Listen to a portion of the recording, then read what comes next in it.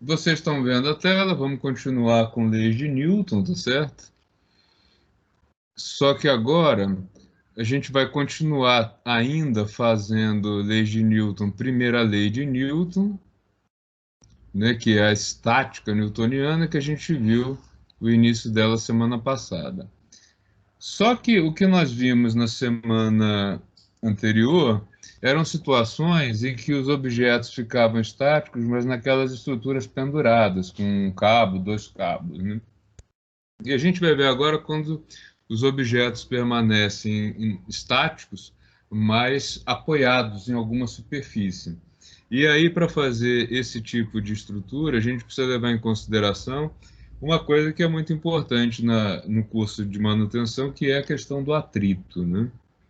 Então, o atrito é responsável por desgaste, por uma série de fatores, tá? Então, lembrando, a gente está estudando os sistemas de acordo com a lei de inércia, a primeira lei de Newton, onde fica definido que o equilíbrio estático ou dinâmico, ou seja, objeto parado ou objeto em MRU, ele ocorre quando a soma das forças que atuam sobre o sistema for zero, ou seja, eu tenho que identificar todas as forças que atuam sobre um sistema, somar todas elas e impor que essa soma é igual a zero, tá? Essa é a condição para que a primeira lei de Newton seja satisfeita. E aí, uma dessas forças importantes nessa estrutura que precisa ser considerada são as forças de atrito. As forças de atrito, elas formam um capítulo muito rico e muito complexo dentro da mecânica, e existem forças de atrito, por isso aqui o S mesmo, as forças de atrito, né? Existe o atrito entre duas superfícies sólidas, que é o único que a gente vai estudar quantitativamente, tá? Porque é o único caso que a gente vai conseguir tratar com a matemática do curso de graduação. Porque quando eu trabalho com duas superfícies sólidas, a gente atribui um coeficiente de atrito, que não é muito difícil de medir, às superfícies, e ela depende da força normal de uma superfície sobre a outra. Então, é relativamente simples o modelo matemático para o atrito sólido-sólido. Mas eu vou falar um pouco sobre esses dois casos que são mais complexos, porque é importante que vocês conheçam eles, o sólido-fluido e o fluido-fluido, mesmo sem ter o tratamento matemático, tá? Por definição, um fluido é tudo aquilo que flui. Então, um fluido pode ser um líquido ou pode ser um gás. Por isso, quando a gente fala em atrito sólido-fluido, pode ser, por exemplo, um automóvel com o ar ou um barco com a água, por exemplo. E quando a gente fala em fluido-fluido, pode ser um líquido com gás, pode ser líquido com líquido, como no caso das correntes marítimas, pode ser ar com ar, ou pode ser também aí o efeito dos ventos sobre a água do mar. Daqui para cá, aumenta muito o nível de dificuldade do tratamento matemático, tá? Porque no primeiro caso, no sólido-sólido, depende só do tipo de material, da superfície, que é uma informação contida no coeficiente de atrito. E de como esse objeto fica, de como o objeto fica apoiado numa superfície. Quando entra o fluido, entram fatores como viscosidade, velocidade de deslocamento entre um objeto e outro, né? E aí, no caso do sólido fluido, onde isso é estudado? Nos túneis de vento. Vocês já ouviram falar em túnel de vento? Alguém sabe o que é um túnel de vento? Professor, é aqueles túneis onde eles fazem testes da aerodinâmica de carro? Exatamente. Porque o teste da aerodinâmica é para ver se o desenho do carro reduz o atrito entre sólido e fluido. Tá? É esse exatamente o objetivo dos estudos que são feitos no túnel de vento. É como é que funciona o ar, como é que é a passagem do ar no meio de um... Tá? Isso aqui é o exemplo de um túnel de vento bem pequenininho, quer dizer, bem pequenininho. Túnel de vento relativamente pequeno, né?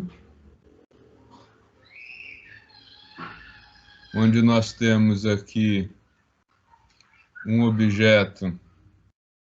O objeto seria colocado aqui no meio, tá? E daí a gente tem o controle do vento que é lançado aqui. E o que é observado? Tem vários tipos de túnel de vento. Tem aquele que você tem a observação visual, como neste caso aqui, esse túnel de vento que eu vou mostrar para vocês. É um túnel de vento agora da Embraer e ele... Ué, por que não cola? Raios.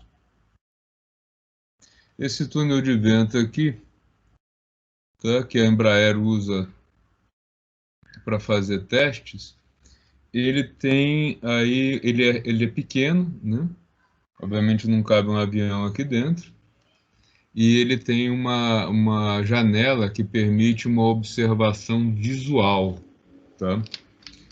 Como é que ele funciona? Esse tipo de túnel de vento é feito para pequenos protótipos, né? Você faz o protótipo, por exemplo, de uma aeronave, né? Faz uma miniatura dela em escala e com todo o desenho que você tem da aeronave, e você faz o quê? Você vai observar, filmar e ver como que essa aeronave se comporta, né? Tem aqui um suporte para mudar o ângulo dela para inclinar assim ou lateralmente.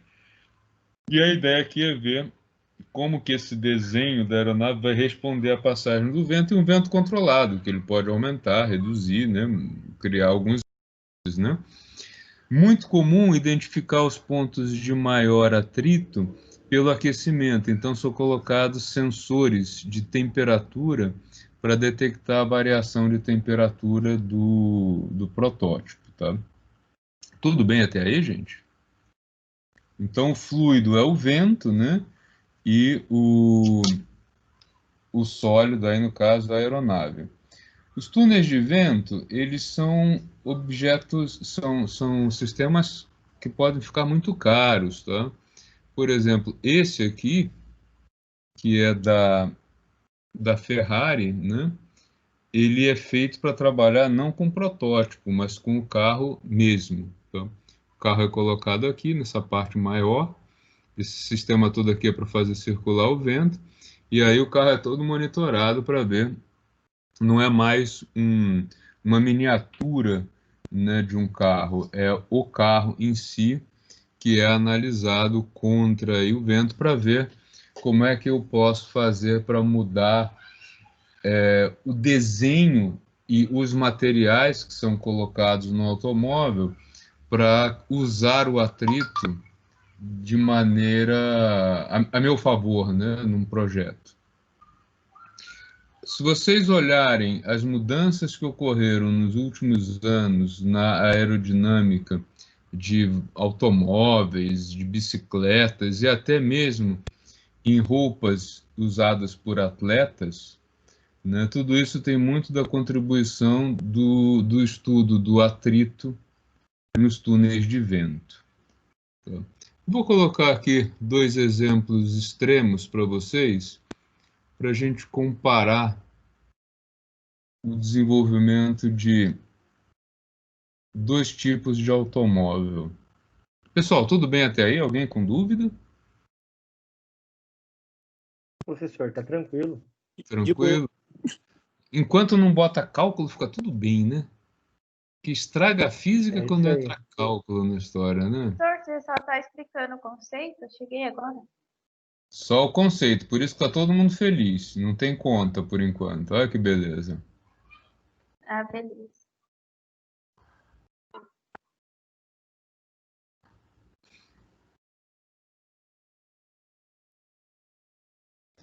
Era isso. A ideia que eu vou a comparação que eu vou fazer aqui com vocês é a de um carro esportivo com um carro tipo uma picape, né? Tipo não, uma picape mesmo, né? A questão é a seguinte: ou você quer um carro veloz para andar em estrada, como esse aqui, ou você quer um carro feito para andar em terrenos difíceis, que não vai ser muito veloz, ou pelo menos que não deve ser usado com alta velocidade, a gente já vai entender por quê. Qual é o princípio do desenho deste carro e o princípio do desenho desse carro? Olha só. Se eu quero um automóvel que precisa passar por terrenos difíceis, a base dele é ter uma altura grande entre o final da roda e o início da carroceria. Então aqui, ó, reparem que tem uma altura bem grande, tá? Entre a lataria do carro e a roda. Porque daí ele pode passar por buracos, por pontas, etc, etc. O que acontece? Por mais que eu melhore o desenho da parte de cima desse carro, para que o ar, quando passa por ele, faça isso aqui, ou seja, passe direto, e pressione ele levemente para baixo, eu sempre vou ter esse vão livre aqui embaixo, que é um grande problema aerodinâmico, porque o ar que entra aqui embaixo, o vento, né, o que vai passar aqui por baixo, o ar, ele vai ter o efeito de suspender esse carro, né? O atrito entre esse ar e a carroceria, ele vai ter esse efeito. E, portanto, você vai ter uma perda de contato, uma redução do atrito da roda com o asfalto. Então, a uma velocidade acima aí de 60, 70 até 80 km por hora, esse tipo de automóvel no asfalto tende a ficar muito instável por conta dessa camada de ar. E para piorar o desempenho do carro, né, por uma questão do tipo de motor que eles têm, eles acabam tendo essa frente aqui, né, que a indústria ainda não conseguiu se livrar dela, que funciona como um freio. Ó. O ar bate aqui e freia esse carro. Já um automóvel esporte, como ele é feito para andar em pistas sem buracos, né? A gente está falando aí padrão primeiro mundo, né? Ele tem como característica uma altura muito pequenininha entre o final do carro e o final da roda, né? Entre o carro e o solo. E além disso, ele tem uma aerodinâmica que facilita muito que o vento faça esse movimento aqui, né? O ar passe por aqui, e o ar que passa por aqui, ele acaba sendo jogado por alguns sistemas que levam ele para trás. Qual é o efeito disso? Eu tenho pouquíssimo ar passando por baixo, então esse efeito de suspender o carro, ele é muito reduzido. E o ar que é passado, que passa aqui por cima, desta forma, ele acaba fazendo uma pressão do carro, né, sobre o carro em direção ao asfalto. Então ele aumenta o atrito do pneu com o solo, que melhora a tração. Né? Então esse tipo de automóvel ele continua com grande estabilidade em alta velocidade, claro que numa pista de boa qualidade, né? Mas ele não passa por nenhum terreno difícil, né? Por exemplo, se você botar esse carro aqui para circular numa rua brasileira em alta velocidade, ele vai ter uma durabilidade muito baixa, porque ele vai bater, vai acontecer um monte de catástrofe aqui, porque a gente tem muito buraco nas ruas, né? Por exemplo, esse carro aqui não passa nem no quebra-mola, eu acho. Já esse daqui passa tranquilamente pelas dificuldades que a gente tem aí, inclusive no asfalto de algumas ruas, mas ele não consegue ser estável com velocidades mais altas, pela construção dele, e isso é feito aí das forças de atrito, né? A melhoria do design nesses veículos, ela é muito importante, tá? Você pode, quando a gente fala em design para melhorar o desempenho com relação às forças de atrito, vocês são tentados a pensar em altíssimas velocidades, mas acima de 60 km por hora já é bem considerável o gasto de combustível para vencer a força de atrito, né?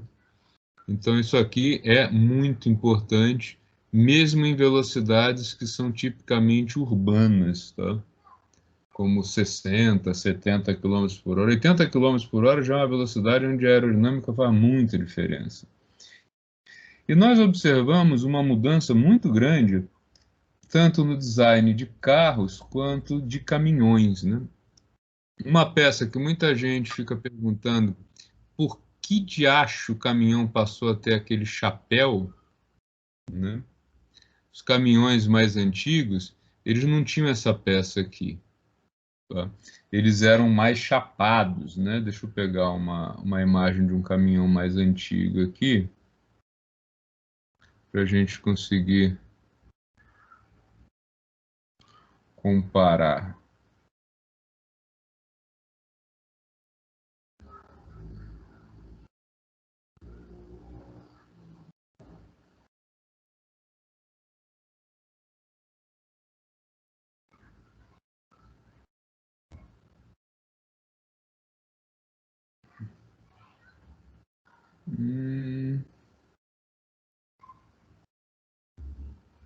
Ô raios, sumiu o caminhão antigo daqui do meu radar. Vamos lá, F1000, pronto. Não pode falar em marca, mas tudo bem.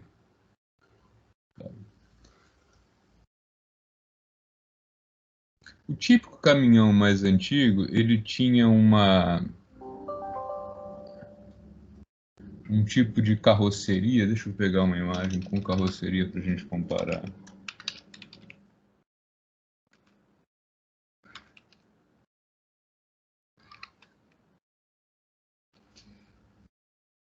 Ok, nem tão antigo assim.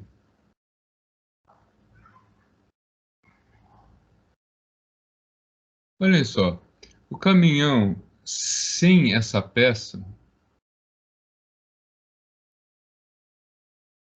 o que acontece? Quando ele começa a ganhar um pouco de velocidade,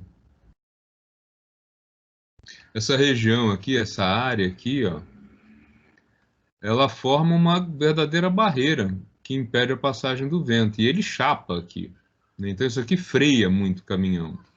Já aqui, ó, o vento que vai nessa direção, ele é desviado por essa peça e faz essa passagem aqui que ainda ajuda a manter um pouco mais a pressão em cima da carroceria. Então essa peça aqui, que muita gente pensa que é um enfeite, ela tem um papel muito importante aí na melhoria do desempenho do caminhão. E observem só, esse modelo mais antigo ele é muito quadradão, né? O vento bate aqui nele e empurra. Esse daqui já tem, ó, uma aerodinâmica que favorece a passagem do vento e joga o vento para cá. A única coisa que eles não conseguiram resolver até hoje é o vidro, né? O vidro ainda é muito reto do caminhão. Esse é um problema que eu não sei se vai ter uma solução em curto prazo, né? Porque aquele nariz muito comprido dos trens, me parece que ele não é viável no caminhão, que dá uma aerodinâmica melhor. Mas percebam que toda a aerodinâmica do caminhão, que foi desenvolvida a partir aí do estudo dos túneis de vento, ela é feita para amenizar os efeitos do atrito entre o fluido e o sólido, tá? Se nós olharmos. Oi. Isso interfere no consumo, né, também de combustível, não Muito, interfere? muito, muito, muito. Acima de 60 por hora, de 30 a 40% do consumo de combustível tem a ver com a aerodinâmica do carro, do veículo. Né? Porque se você tem um caminhão desse modelo mais antigo, ele mesmo está freando, o motor está acelerando e o próprio formato do caminhão está servindo. E aí, para manter uma velocidade um pouco melhor, o desempenho, né, a eficiência do motor cai muito.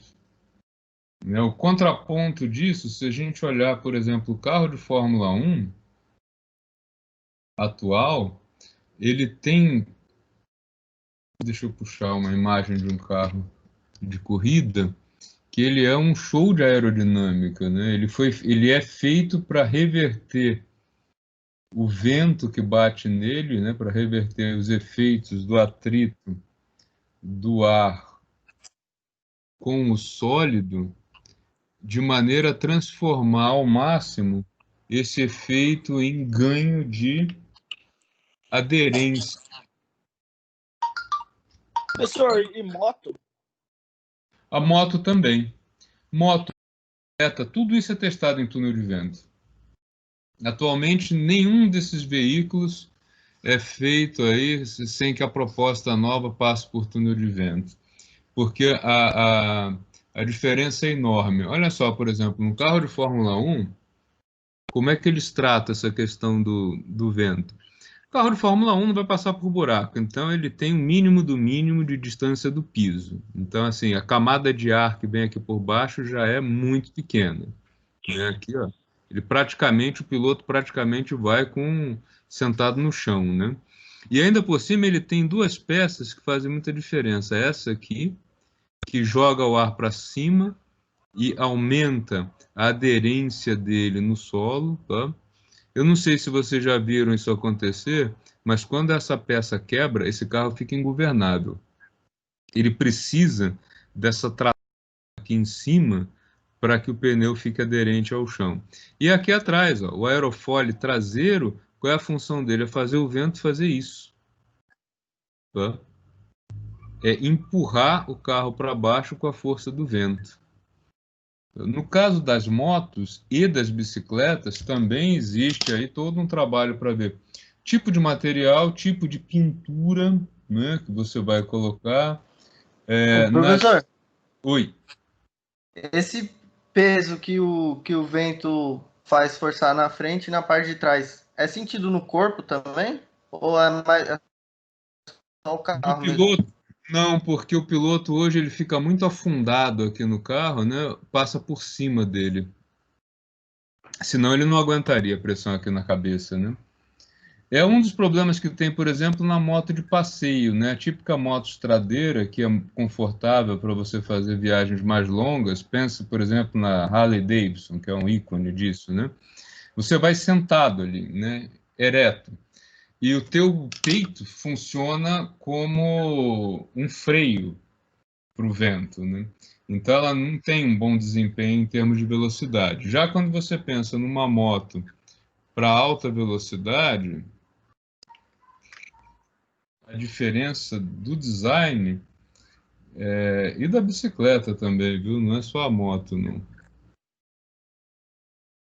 Professor, o vento quando tá na moto, não bate no peito, nossa senhora. Sim, sim, sim. Uma vez eu levantei a Ô, cabeça, Vinícius, nossa senhora. Fala. você já viu uns caras que fizeram uns negócios de captar o vento e jogar direto no corpo borboleta? Não. Os caras fizeram um captadorzinho de vento, põe embaixo do farol e ele entra o vento ali e joga direto no corpo borboleta. Funciona quase que igual uma turbininha. Nossa senhora. Pesquisa pra você ver. Eu vou pesquisar aqui. Só não funciona muito bem na chuva. Verdade. Dá pra você fazer na sua, velho. É, então, porque... Ah, não, a minha não é igual a você não, professor, mas... Nossa senhora, o vento todo bate. Mas olha só, a moto de corrida, a posição do piloto, né, que ele não aguenta ficar muitas horas assim, é para fazer o vento passar por cima dele, né? Então, o vento fazer isso aqui. Tá? E na lateral passar reto também. Porém, essa posição não é tão confortável. Você não consegue fazer uma viagem muito longa nessa posição. Se você fica ereto, né? Sentado, reto, né? Você passa a ter uma posição mais confortável, mas que também não dá para aguentar em alta velocidade, né? A mesma coisa a bicicleta, né? A bicicleta de corrida, você tem a mesma posição que a moto de alta velocidade, né? Então, se você olhar a posição aqui, ó, ela é exatamente a mesma. Inclusive na moto, na bicicleta, o capacete ele já tem a função de também ajudar o ar a passar, assim. Não só a leveza do material, né? Mas também, e repare, o o joelho, né, a perna do ciclista aqui, ela tem uma abertura muito menor que numa mountain bike, ele fica com a perna muito mais próxima uma da outra, né? Quem já brincou de andar de speed sabe que um cuidado muito... Senhor, por causa do atrito, né? Por causa do atrito. Um cuidado muito grande aqui em quem anda com esse tipo de bicicleta é não usar cadarço, né? Você pode levar um tombo feio com cadarço, porque como você fica passando com o pé muito perto da coroa, se você tiver com cadarço, não precisa nem estar desamarrado, né? Se o cadarço for um pouquinho maior, ele pode enroscar aqui e dar um belo tombo, porque você vai todo muito encolhido para ganhar velocidade, né? E o princípio aí básico é o de manter o formato, né? O formato que favorece a velocidade e que faz com que o atrito seja usado em prol de manter o contato do pneu com o solo, né? Na verdade, você quer reduzir o atrito entre o corpo, né, e o vento, e quer que esse vento passe por cima e pressione o corpo para baixo, de maneira a ganhar aí velocidade. Então, é toda uma Senhor, estratégia. eles usam tipo uma sapatilha, não é? Ciclista? Essa sapatilha do ciclista, especialmente do ciclista competidor, ela tem uma função que não tem nada a ver com atrito, tem a ver com desempenho, tá? Porque assim, se você estiver pedalando com um tênis comum, um pedal normal, você só tem ganho de velocidade quando você empurra, né? A sapatilha, ela tem umas travas que se encaixam no pedal. O ciclista vai com o pé preso aqui. Qual é a vantagem disso? Ele consegue puxar também. Então, ele tanto tem ganho quando ele empurra o pedal descendo, mas também quando ele puxa o pedal, porque ele está preso aqui.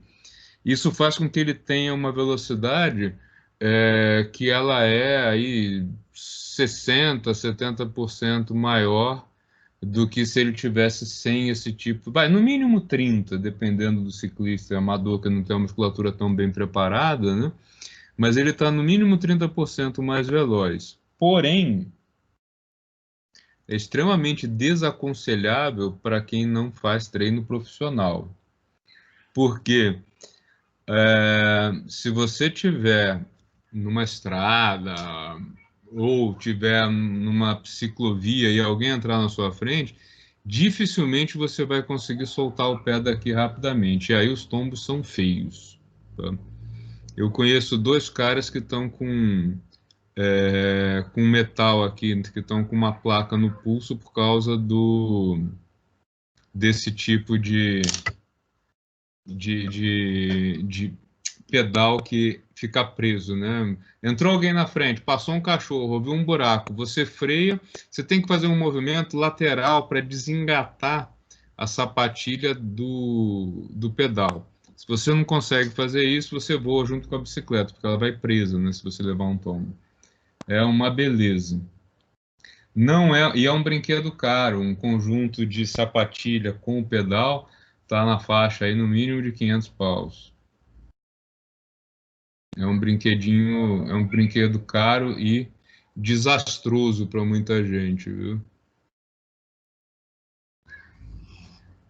Tudo bem, pessoal? Todo mundo gostou de brincar de atrito? Tá. Então, devido à dificuldade matemática de fazer o tratamento das forças de atrito, no caso do sólido com fluido e fluido com fluido, a gente vai tratar matematicamente só o atrito entre 2 superfícies sólidas, tá ok? E como que a gente vai fazer isso? De um jeito, bem simples o tratamento matemático que a gente vai dar ao atrito, tá? Vamos pegar, por exemplo, um objeto que está apoiado em cima de uma superfície plana. Esse objeto é puxado para baixo pela Terra, força-peso. Devido ao contato dele com a superfície, ele deforma a superfície e, por conta disso, a superfície aplica sobre ele uma força que a gente chama de força normal, né? Na maior parte das vezes a gente vai chamar essa força de Fn. E se o objeto fica parado é porque a superfície conseguiu equilibrar o peso, e aí força normal e peso são iguais a zero. A gente tem o objeto em equilíbrio estático. Tá? Quando eu coloco esse objeto sob a ação de uma força aplicada e ele não entra em movimento, então eu estou empurrando o objeto aqui da esquerda para a direita, e ele não entrou em movimento, é porque uma força atuou no sentido oposto à força aplicada. E essa força é o que a gente chama de força de atrito. Tá? Eu vou mostrar para vocês que a força de atrito ela não está relacionada com o peso diretamente, mas sim com a força normal. Tá? Por isso, o modelo matemático que a gente vai usar é que a força de atrito ela tem sempre sentido oposto a um possível movimento, e ela tem módulo igual a um coeficiente que depende dos dois materiais envolvidos e da força normal que atua sobre o objeto. A gente entende melhor essa questão da força normal quando a gente pensa na seguinte situação, que todo mundo pode brincar com ela em casa, desde que não use nenhum objeto valioso, né? Se você tem aí uma mesa, tá? Ou uma caixa, ou um banco, tanto faz, e tem um objeto apoiado sobre essa mesa, pode ser um livro, pode ser... Eu faço isso quando estou em sala de aula com apagador, tá? O objeto está parado aqui em cima porque você tem normal igual a peso. Quando você levanta essa mesa só de um lado, você faz ela virar um plano inclinado, né? Suspendendo essa mesa, o que vai acontecer? Até um certo limite, até uma certa inclinação, o objeto vai continuar aqui em cima. Mas se você aumentar mais essa inclinação, o que vai acontecer? O objeto vai escorregar ao longo da mesa. E pode cair, né? Dependendo de quanto que você deixa ele deslizar. Por que isso acontece e como que eu explico esse fato? Quando eu tenho o objeto apoiado na mesa plana, a gente tem peso apontando para baixo e normal apontando para cima, e essas duas forças se anulam. Quando eu inclino a mesa,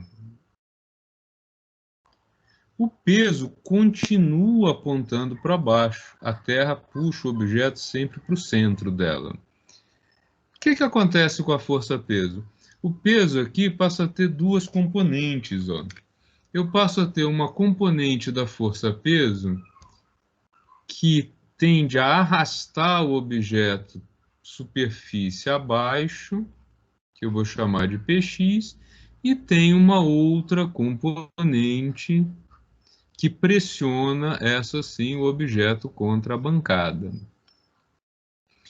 Por conta disso, a força normal ela diminui, porque a força normal ela depende do quanto que o peso pressiona o objeto contra a superfície.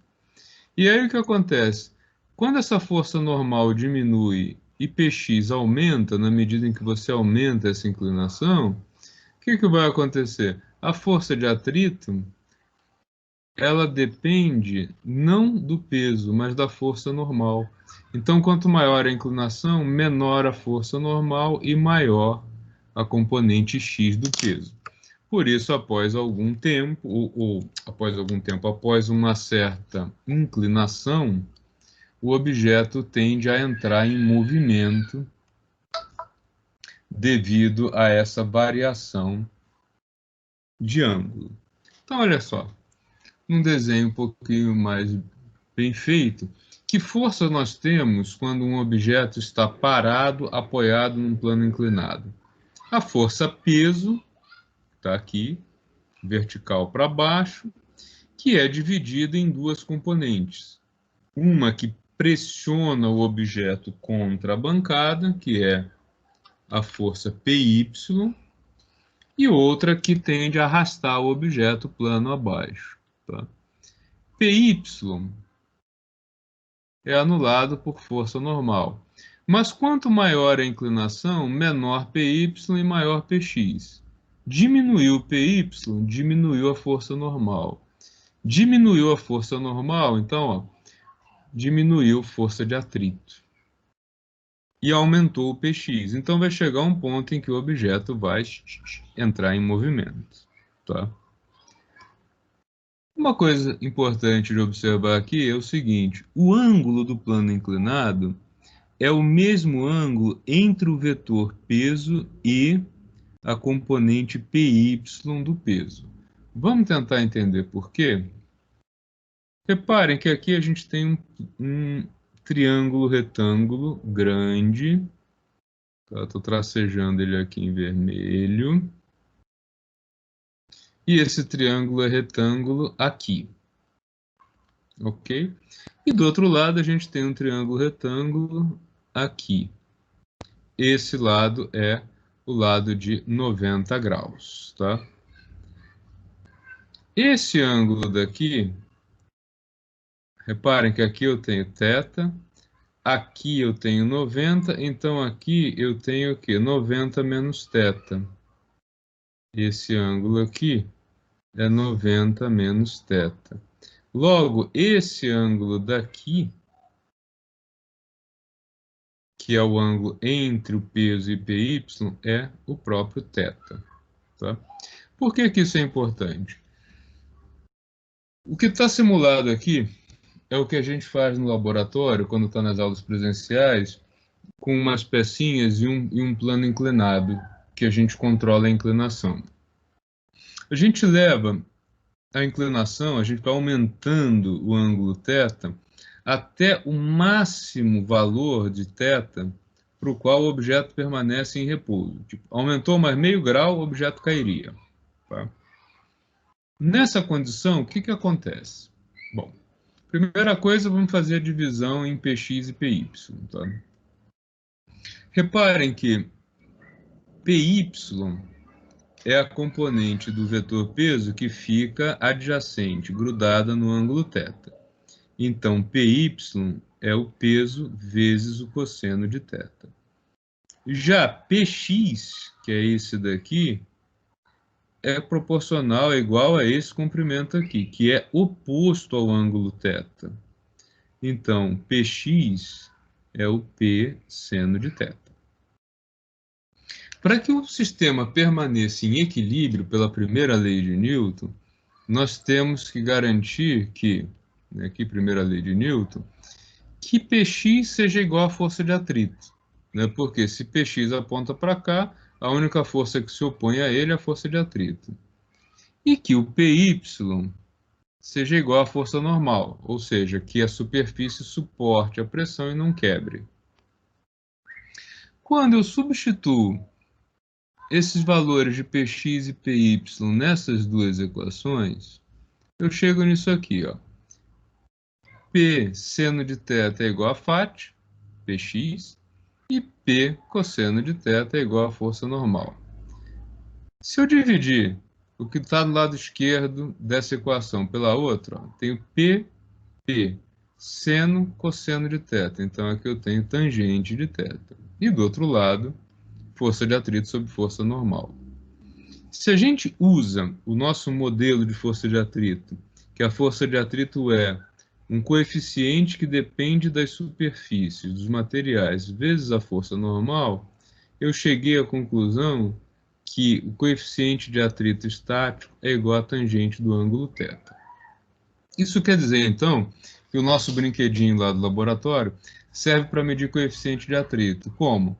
Eu coloco um objeto aqui, por exemplo, madeira polida, apoiado no metal. A plataforma é de metal, polido também. Levo esse ângulo até o máximo. Chegou no máximo, eu vou medir a tangente do ângulo. E aí a gente chega a valores assim, por exemplo, madeira com metal é algo em torno de 0,35 a 0,40, dependendo das rugosidades.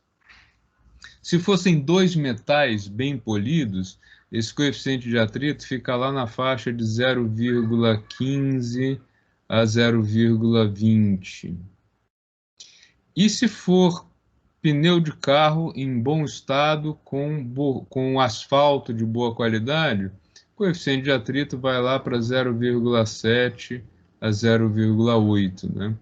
Então, uma aderência muito grande, e no metal com metal, um atrito bem baixo, tá?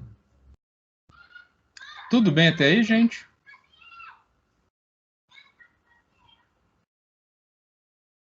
Vamos fazer um exemplo divertido agora. Uma rampa, um plano inclinado, em equilíbrio estático, então está todo mundo parado aqui, ninguém se mexe. A gente tem uma massa de 60 quilogramas, portanto 600 newtons aqui, e ela está em equilíbrio devido à ação do plano e de um contrapeso, que eu não sei de quanto é.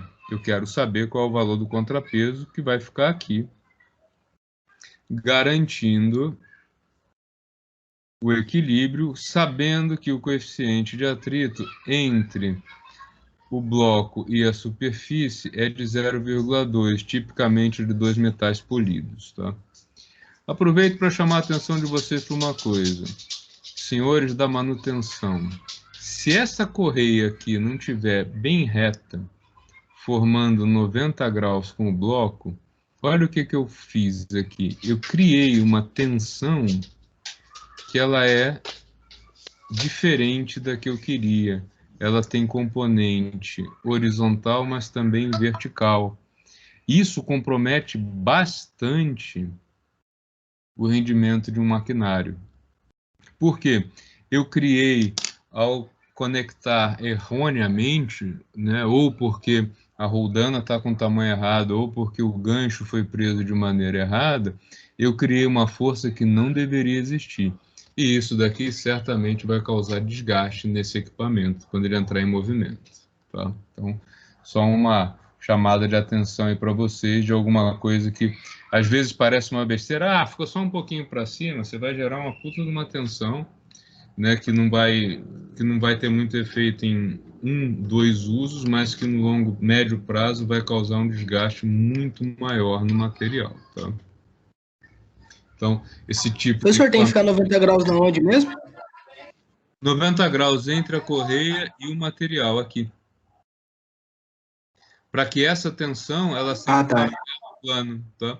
Porque se você tiver um ângulo para baixo ou para cima, você vai ter o desgaste ou do contato entre os dois ou da própria roldana. Então é uma coisa que faz bastante diferença, viu? Parece uma besteira, mas não é. Aliás, não tem nada de besteira, né? Esse ajuste aí de ângulos com correia e ou até mesmo com correntes, ele tem um efeito bem complicado na hora que você faz manutenção disso, né? Ah, botar a correia um pouquinho maior, ou deixa aí o ângulo só um pouquinho para cima ou para baixo, isso gera uma tensão que não deveria existir e pode levar a problemas de desgaste bem sérios, por ser uma tensão não prevista no projeto, tá? Legal. Então, olha só, vamos analisar as forças que estão atuando aqui para resolver o problema juntos, tá? A única força que está faltando aqui é a força normal, que não está no desenho original ali. Tem que corrigir isso. Então, olha só. Se esse equipamento está em equilíbrio, é porque a soma de todas as forças que atuam sobre ele é zero. Tá? Então, nós temos aqui, nesse corpo que está pendurado, que o peso dele é anulado por uma tensão no cabo. O bloco que está aqui em cima, o peso dele é dividido em componente vertical e componente horizontal. A componente horizontal ela é anulada pela tensão no cabo, então essas duas são interligadas, e o PI, e também a força de atrito, claro, né? Já a componente vertical, PY, ela é anulada pela força normal. Então, a primeira lei de Newton me diz o seguinte: para que isso fique em equilíbrio, eu preciso das seguintes condições. Que T' seja... Deixa eu começar pelo bloco apoiado, mais fácil. Que a força normal seja igual a PY em módulo. Que a componente Px do peso seja igual a T mais força de atrito. E do outro lado, que T' seja igual a P'. Tá? Então, são as três condições da primeira lei de Newton para que esse sistema tenha equilíbrio estático. Qual é a inclinação do plano? Quanto vale esse θ aqui? Que vai ser igual a esse θ aqui, que é fundamental para que a gente possa fazer a divisão. Olha só, nós temos aqui o típico caso de triângulo retângulo, né? Onde esse ângulo é θ, o ângulo de 90 graus está aqui, a base tem um comprimento conhecido, 4 metros, a altura também é conhecida, 3 metros, e a hipotenusa, então, vai ser raiz quadrada de 4 ao quadrado mais 3 ao quadrado, portanto, raiz quadrada de 16 mais 9, que é igual a 5, né? Que vai dar aí raiz quadrada de 25. Se eu tenho todos os lados aí, né?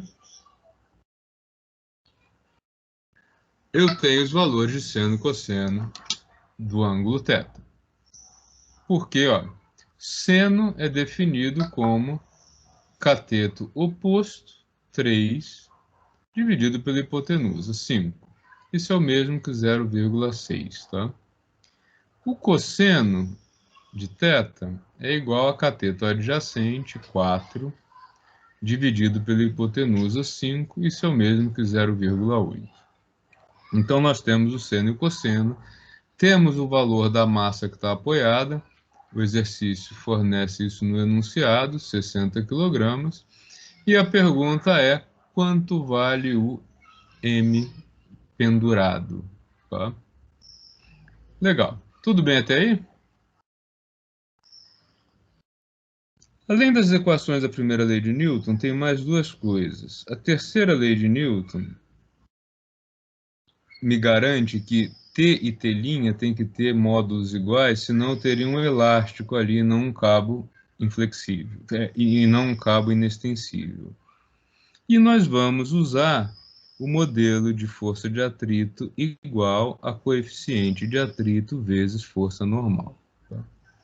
Então, com isso, como é que ficam aquelas equações aqui? Vai ficar assim, ó. Força normal é igual a PY, portanto, peso vezes cosseno do ângulo θ.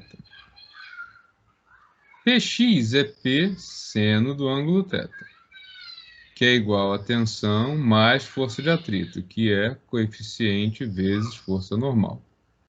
E T', que é igual a T, é igual a P'. Legal. Vamos colocar os valores numéricos que a gente tem agora nessas equações e ver que a gente já está com o problema quase resolvido. Força normal, então, é igual a peso, 600 newtons. Cosseno de θ, 0,8. Embaixo, peso, 600. Seno de θ está lá em cima, 0,6, igual a tensão mais coeficiente de atrito foi dado no enunciado, vezes força normal. E tensão é igual a massa que está pendurada vezes a aceleração gravitacional terrestre, 10. Tá? Fazendo as contas. Deixa eu só descer. Opa, não era isso que eu queria. Deixa eu descer isso aqui como um todo. Olha só. Vou fazer o cálculo. Força normal, então, é igual a 600 vezes 0,8. Isso dá 480 newtons. 600 vezes 0,6, 360. Igual. Tensão a gente não sabe o quanto é, mais 0,2 força normal. Opa, calculei ela aqui em cima. 480. Então, essa equação número 2 me diz que a tensão é igual a 360 menos 0,2 vezes 480 dá 96. Tá? Então, 360 menos 96, que é igual a 264 newtons. E aí eu vou para a equação de baixo, que me diz que tensão é igual a massa vezes 10. A tensão a gente já calculou, 264 newtons. Ela é igual a massa que está acoplada vezes 10. Logo, temos então que a massa que vai manter o sistema ali em equilíbrio é de 26,4 kg. Tá? Então, o efeito de ter um plano inclinado e um contrapeso é de que para equilibrar um bloco com 60 kg, eu preciso de uma massa de 26,4 kg, já que o restante vai ficar por conta do atrito e também lá do sistema de inclinação, tá? Nos Professor, esse slides... finalzinho aí ficou... Esse finalzinho ficou 264 dividido por 10, né? Isso. É. Eu passo esse 10, que é o da gravidade, para o outro lado, né? Então fica m igual a 264 dividido por 10, ou seja, E esse 26. 264 é Newton? É Newton, porque é tensão. E aí ele vai para o outro lado como quilo? Porque ele dividiu pelo 10, que é a aceleração gravitacional, né? Porque é massa. Olha só, 1 Newton é igual a quilograma, definição de Newton, tá? Metro por segundo ao quadrado. A aceleração gravitacional terrestre, o G, é igual a 10 metros por segundo ao quadrado. Então, quando eu fiz isso aqui, ó, a massa é igual a 264 newtons, quilograma, metro por segundo ao quadrado, dividido pela aceleração gravitacional terrestre, 10 metros por segundo ao quadrado. Então, eu simplifico isso com isso, sobra só o quilograma, tá? Por isso que dá 26,4 quilogramas. Ok? Lembre-se que uma massa de 1 quilograma corresponde aí a um peso na superfície da Terra de 1 vezes 9,8 metros por segundo ao quadrado. Portanto, aproximadamente 10 newtons. Tá? Quem tem uma massa de 80 quilogramas, isso corresponde a uma carga, né, um peso de 800 newtons aproximadamente. Por quê? Peso é uma força que é efeito da gravidade sobre a massa. Ok?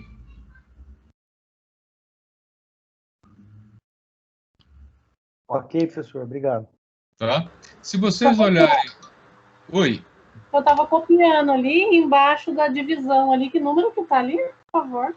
É 10, né? 264 dividido por 10. Não, na parte, na linha de cima ainda. É que eu parei ali. Não... Aqui? Antes, isso aí, ó. Nessa... aí, ó, embaixo. Onde você tá com o cursor aí? Antes disso. É 0,2 vezes 400. 360 é a força normal, tá aqui. Tá, que é 600 vezes 0,6. Igual a tensão mais 0,2 força normal. Força normal é 480. Então, o que você tem aqui? 360 igual a tensão mais 0,2 vezes 480 dá 96. E aí o que você tem então? Que a tensão é 360 menos 96. Logo, a tensão no cabo, 264 newtons. Tá? É essa segunda equação aqui que foi desenvolvida ali. Entendi. Obrigada. Tá? Nada. Lá nos slides que vão estar disponíveis para vocês, não sei se já estão aparecendo, vocês têm aí todo o passo a passo também, né? O seno, cosseno, né? Eixo X e eixo Y da massa apoiada, né? O que acontece com a massa que está pendurada, e depois aí também os cálculos, tá? As duas coisas vão ficar disponíveis para vocês, tanto esses slides quanto as figuras e também o vídeo desse desenvolvimento aí, tá? O que eu quero que vocês façam agora é uma bateriazinha divertida de exercícios explorando aí esse conteúdo, porque vocês vão ficar com dúvidas na hora de tentar fazer e eu quero explorar essas dúvidas que vocês vão ter. Deixa eu ver se já está disponível para vocês. Espera lá. Vou na minha